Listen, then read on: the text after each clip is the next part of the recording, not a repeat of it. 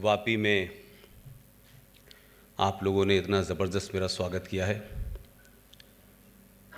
और वापी ही क्यों हूँ, मैं समझता हूँ कि इस देश में जितना भी मैंने भ्रमण किया इस दरमियान 2 साल में, गुजरात में सबसे ज़्यादा लोग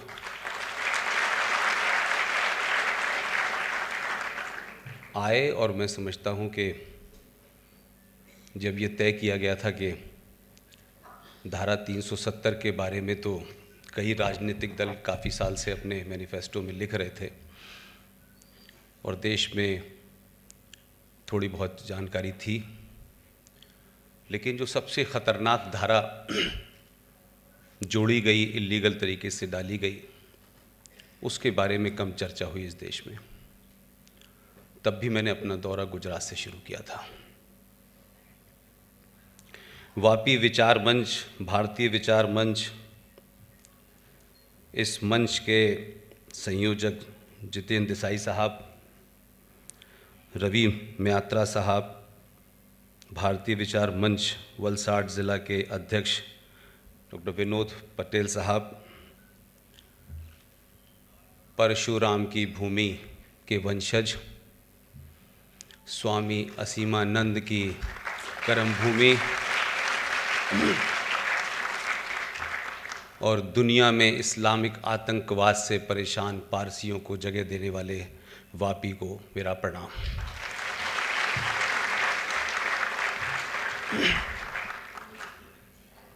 ये बड़ी खुशी की बात है कि समाज जब जागृत होता है तो लोग संसद से निकल करके अपने क्षेत्रों में भी जाते हैं और हमारे मंचों पे भी आते हैं।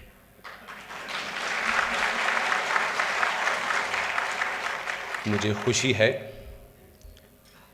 कि भारत की पार्लियामेंट में नरेंद्र मोदी के 4 साथी यहाँ शायद आए हुए हैं। मैं दोबारा से उनका नाम लूँ, मुझे लगता है आप सब लोग जानते हैं। आप लोग आए, इससे मेरी हिम्मत बढ़ी। आपके शहर के एमएलए, गणमान्य लोग, जब मेरा आप लोग स्वागत कर रहे थे तो जो मॉडरेटर साहब ने एक बात कही कि स्वागत करते समय इतनी तालियां बजाइए कि लोगों को लगे कि वापी के लोग बड़े ज़बरदस्त हैं। आप कितने ज़बरदस्त हैं पूरी दुनिया देख रही है।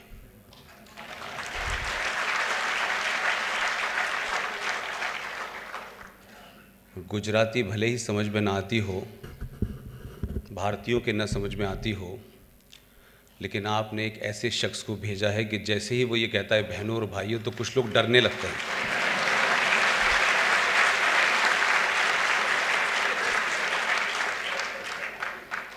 क्योंकि चुनावी सभा में बहनों भाइयों कहना का अर्थ दूसरा होता है, लेकिन जब प्रधानमंत्री की शक्ल में कोई कहता है ना बहनों भाइयों, तो लोग कहते हैं आज 100 रुपये का नोट गया। और अभी जो संसद में हुआ है ऐतिहासिक कदम, उसके बाद देश के शांति दूत डरते हैं कि बहनों भाइयों के बाद होने वाला क्या है। देखिए, आर्टिकल 35A 370 पे चर्चा बहुत हो चुकी है।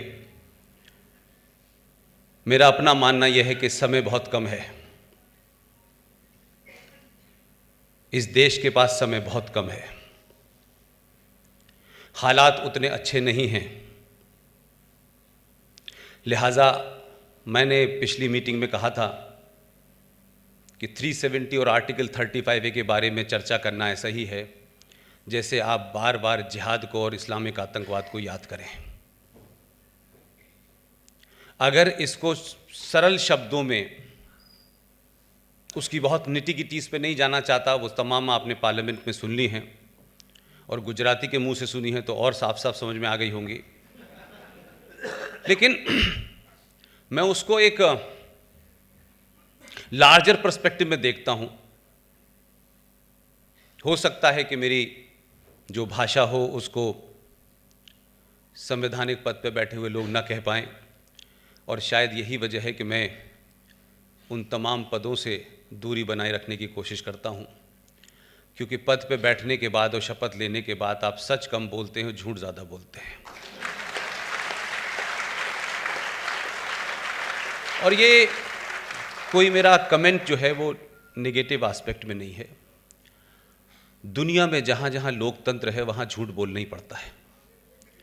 ये लोकतंत्र की मजबूरी है, क्योंकि आपको वोट पंचर जोड़ने वाले का भी लेना होता है और एपीजे अब्दुल कलाम का भी लेना होता है। लिहाजा स्लोगन भी अच्छे अच्छे निकालते हैं। पहले सबका साथ सबका विकास था, 2019 में आप उनका विश्वास जीत रहे हैं, तो आपने 6 अगस्त को जीता उनका विश्वास। तो मेरा कहना यह है कि इस पूरी घटना के जो उसके इनसाइड इफ़ेक्ट्स हैं, जो अभी आपको देखने को मिल रहे हैं, भारत के अंदर भारत के बाहर दुनिया भर में इसको लेकर के क्या प्रतिक्रिया हो रही है, उसके मूल में जाने के लिए मैं 2-3 लाइन में इस बात को कह सकता हूं कि 1000 साल के इतिहास के बाद भारत में कोई ऐसा हिंदू राजा आया है जिसने इस आज़ाद भारत की धरती पे डेमोक्रेटिक सेटअप में, रिपब्लिक भारत में, लोकतांत्रिक भारत में 70 साल पहले जिन लोगों को सत्ता पे बैठने की जल्दबाजी थी, सत्ता पे रहने की जल्दबाजी थी, उन्होंने इस देश की धरती पर 2 राष्ट्र की नीति में जो पाकिस्तान बना था उसको ध्यान में रखते हुए जम्मू कश्मीर को एक इस्लामिक स्टेट बनाया। 6 अगस्त 2019 को 1000 साल बाद भारत की धरती पर एक राजा ने इस्लामिक आतंकवाद को कुचल दिया है।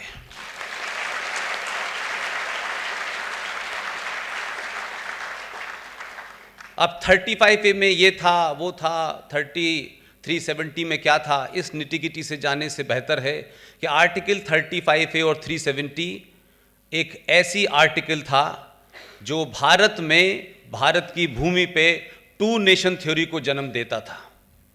और उस 2 नेशन थ्योरी के चलते आपके देश में 2 प्रधानमंत्री भी हुए, 2 संविधान भी हुए, 2 झंडे भी हुए, और इस धब्बे को, इस बदनुमा धब्बे को आपने 70 साल बर्दाश्त किया।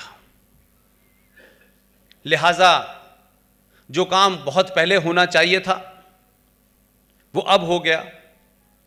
लेकिन निजी तौर पे और हमारी पूरी टीम को इस बात की खुशी है कि इसको सुनते सुनते बहुत लोग चले गए, हम जैसे लोगों के बाल सफेद हो गए। हमको सिर्फ इतना ही संतुष्टि है कि ना हमारा किसी राजनीतिक दल से कोई संबंध है, न कोई हमारी विचारधारा है।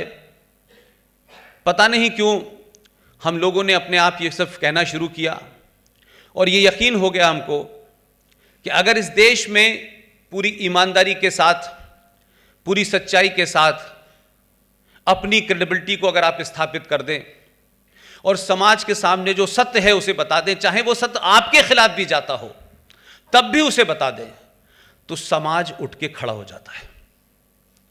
और उसके उठने का फायदा यह हुआ कि 370 तो आप बहुत साल से सुन रहे थे, बार बार यह होता था कि ऐसा होगा, वैसा होगा, संसद में बहुमत चाहिए, राज्यसभा में बहुमत चाहिए, फिर विधानसभा में चाहिए, फिर जम्मू कश्मीर का प्रपोजल होगा। और तमाम लोग इस देश से बार बार इस बात को कहते में बड़ा डराते थे, बड़े इसके कॉन्सिक्वेंसेस होंगे, बड़ी बारीकियां हैं, आप समझते नहीं हैं, ऐसा होगा, वैसा होगा। लेकिन कैसा होगा वो 6 तारीख में पता चल गया। तो कभी कभी कुछ चीजों को आप, जो डीप रूटेड चीजें होती हैं, जो वेस्टेड इंटरेस्ट होता है, वो समाज में आप सही बात ना समझ पाए, वो उस प्रॉब्लम को और बड़ी प्रॉब्लम बना के रखना चाहता है, क्योंकि सबके हित जुड़े हुए होते हैं उससे।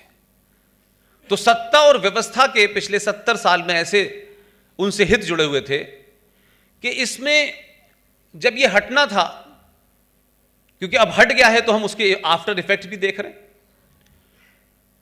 एक बड़ी लॉबी भारत की खुफिया एजेंसी के चीफ, पुलिस के बड़े अधिकारी, राजनीतिक दल, वकील, जज, प्रोफेसर्स और बड़े बड़े पॉलिटिशियंस वो यकायक बेरोजगार हो गए।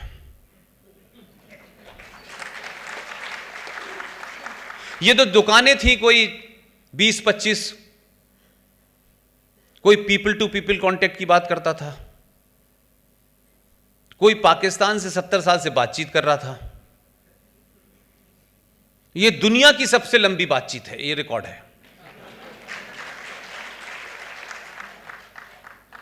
हर बातचीत का कोई हल होता है। मोहब्बत में भी आप 2 लाइन कहते हैं, उसका भी हल हो जाता है कि आप शादी कर लेते हैं। लेकिन ये दुनिया की सबसे लंबी बातचीत हुई, लेकिन इसका हल नहीं कुछ निकला।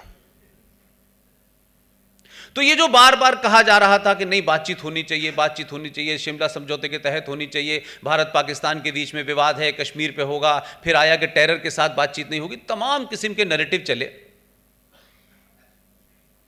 लेकिन मैंने कहा कि जिन लोगों ने 2014 में देश के सामने जो रिजल्ट आए, अगर हमारे देश में थोड़ी ईमानदारी होती तो बड़े बड़े दानिश्वर, बड़े बड़े बुद्धिजीवी, प्रोफेसर, रीडर, अगर वो सही बात भी कहते 2014 में, तो शायद मुझे लगता कि इस देश में, हमारे समाज में लोगों को पॉलिटिकली करेक्ट होने का क्यों शौक है भाई? लोग पॉलिटिकली इनकरेक्ट क्यों नहीं होना चाहते? क्योंकि पॉलिटिकली करेक्ट रहने में सब तारीफ करेंगे, सब अच्छा कहेंगे, सब महान कहेंगे, लेकिन आप बात सच नहीं कहेंगे। लिहाजा 2014 के चुनाव के बाद मैं नहीं जानता कि आप में से कितने लोगों ने उस वक्त की दुनिया की खबर पढ़ी और न्यूज़पेपर पढ़े, क्योंकि दुनिया आपको जिस नजर से देखती है, हम शायद अपने आप को भी उस नजर से नहीं देखते। हम 1000 साल की गुलामी और उस कुंठा और एहसास से कमतरी के शिकार हैं कि हमें अपने होने पे भी एहसास नहीं है। हम क्या हैं, क्यों हैं, कौन थे, कहां से आए थे, हमारे पूर्वज कौन थे, हमारी संस्कृति क्या थी, हमारी परंपरा क्या थी, हम इसको जानना नहीं चाहते। और बीच का जो पीरियड आपका आया जीवन का और इस देश का, उसने आपको इतना पीछे छोड़ दिया कि आपको लगा कि हम कायर हैं, डरपोक हैं, हम गुलाम हैं।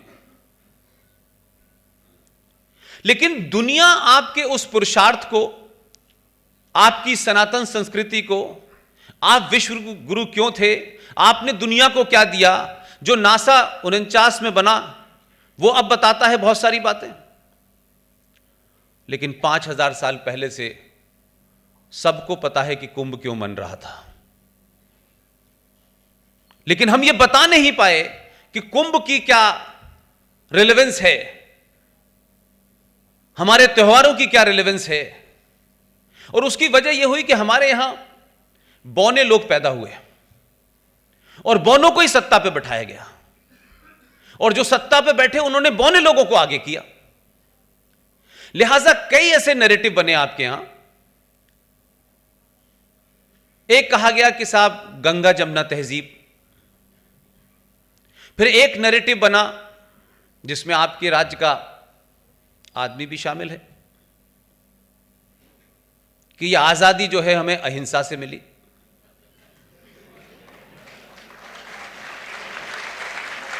अब मैं ये नहीं समझ पाता कि ये जो समाज का रिएक्शन है, जो समाज कहना चाहता है, वो ऊपर वाले क्यों नहीं कहते? जो ऊपर वाले कहते हैं उसको समाज मानता नहीं है। ऐसे ही एक नैरेटिव चला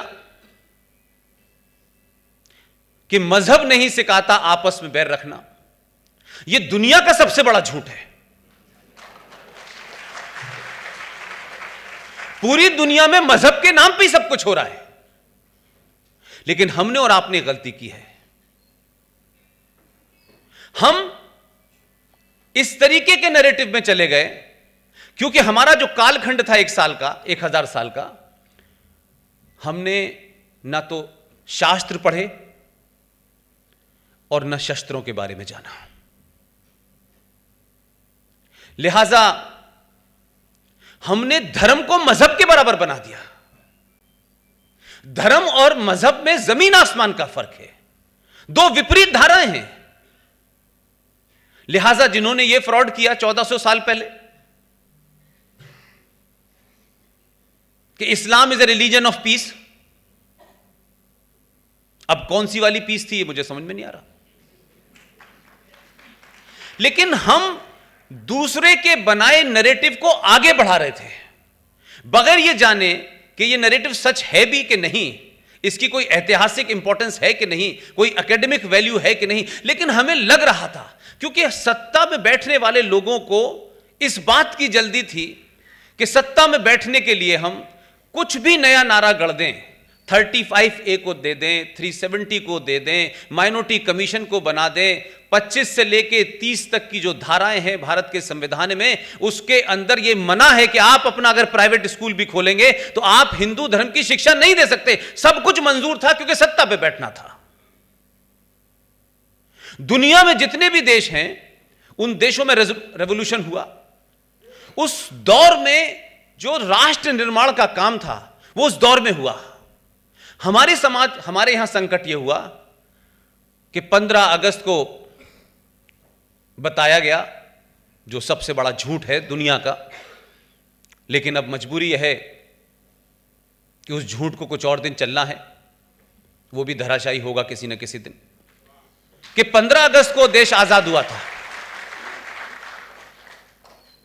अब 15 अगस्त को आजाद हुआ था, लिहाजा हमको लगता है कि हम 15 अगस्त को ही भारत नाम की कोई चीज बनी। और इतिहासकारों ने लिखा भी कि साहब 15 अगस्त से पहले तो यह भारत था ही नहीं, टुकड़ों में बटा हुआ था। तो हम 15 अगस्त से पहले क्या थे? 15 अगस्त को जो भी कुछ हुआ वो भारत का रिकॉर्ड नेशनल आर्काइव में, आज की युवा पीढ़ी से कहता हूं जाके देखे।